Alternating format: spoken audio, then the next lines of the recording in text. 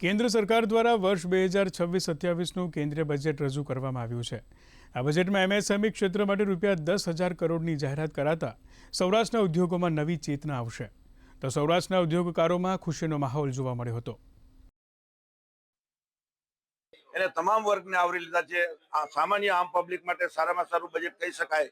અને ખાસ કરીને નાના ઇન્ડસ્ટ્રી અને ઉદ્યોગકારોની જે વાત કરવામાં આવે તો રાજકોટ અને સમગ્ર સૌરાષ્ટ્ર એક એમએસએમઈ ના ઉદ્યોગથી ઘેરાયેલું છે।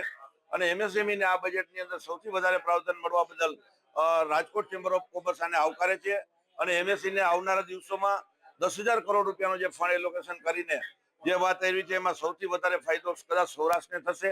આવનારા દિવસોમાં સૌરાષ્ટ્ર એક નાની સોયથી માંડીને એરોપ્લેન ફાઇટર સુધીના વિમાન બનાવવાની ક્ષમતા ધરાવે છે। એમાં સોનામાં સુગંધ પડશે અને ઉદ્યોગ જગતને સારું એવું બૂસ્ટ મળશે।